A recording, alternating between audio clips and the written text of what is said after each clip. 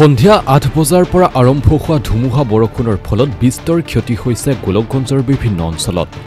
আনকি বৃহত্তৰ হালাকুৰা ৰঙালী বিহুৰ পেণ্ডেল ভাঙি চুৰমাৰ হৈ উক্ত ধুমুহা বৰষুণত অহা ২৮ আৰু ২৯ এপ্ৰিলত হালাকুৰা উচ্চতৰ মাধ্যমিক বিদ্যালয়ৰ খেলপথাৰত ৰঙালী বিহু উদযাপন কৰাৰ বাবে পেণ্ডেল নিৰ্মাণৰ কাম প্ৰায় সম্পূৰ্ণ হৈছিল।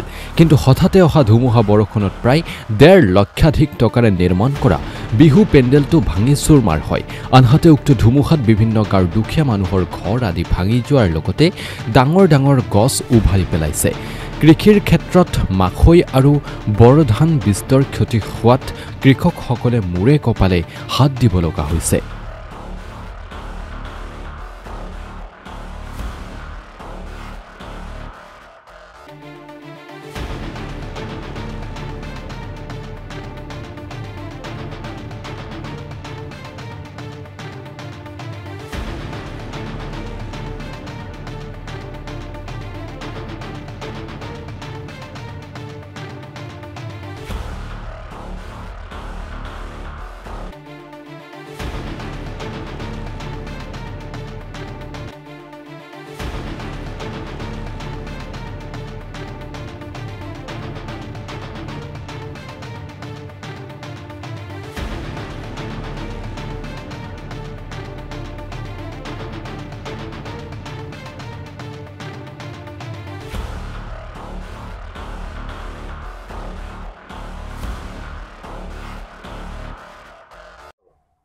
যোৱা নিশা আনুমানিক ৯টা বজাত কাল ধুমুহাই আমাৰ হ'বলগীয়া হালাকুৰা বৃহত্তৰ ৰঙালী বিহু উদযাপন সমিতিৰ হ'বলগীয়া ২৮-২৯ এপ্ৰিলত বৃহত্তৰ যি আমি উৎসৱ যি উদযাপন কৰি লৈছোঁ বিহু, সেই বিহুৰ যি পেণ্ডেল আছে, পেণ্ডেল যোৱাৰাতি কাল ধুমুহাই উৰাই লৈ গ'লে।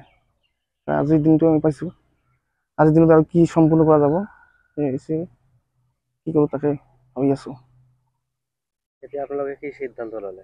সিদ্ধান্ত আমি পেণ্ডেলৰ মালিকৰ লগত আলোচনা কৰিলোঁ যে কমচে কম আমাক ষ্টেজখন আজি মানে হেৰি কৰি দিব লাগে, বাহাল থাকিব নেকি? বাহাল থাকিব, এনে প্ৰগ্ৰাম বাহাল থাকিব। কাৰণ যিহেতু আমাৰ আৰ্টিষ্ট মানে কণ্টিনিউ বুকিং আছে।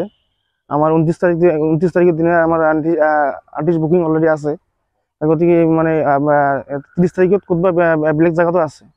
গতিকে ২৯ তাৰিখে আমাৰ প্ৰগ্ৰামটো নহ'লে আমি আৰু প্ৰগ্ৰামটো কৰিব নোৱাৰিম, মানে বিৰাট মানে অসুবিধাৰ সন্মুখীন হ'ব। ৰাইজক আপুনি কি ক'ব? ৰাইজক এইটোৱে আহ্বান কৰিছোঁ যে যিহেতু প্ৰাকৃতিক দুৰ্যোগ, আমাৰ দোষ নাই, ৰাইজৰো দোষ নাই বা কমিটিৰো দোষ নাই। গতিকে মানিব লাগিব যে যিখিনি আমি কৰিব পাৰোঁ যাতে সহায় সহযোগিতা আগবঢ়ায়, যাতে অলপ ভালকৈ কৰিব পাৰোঁ। তথাপিও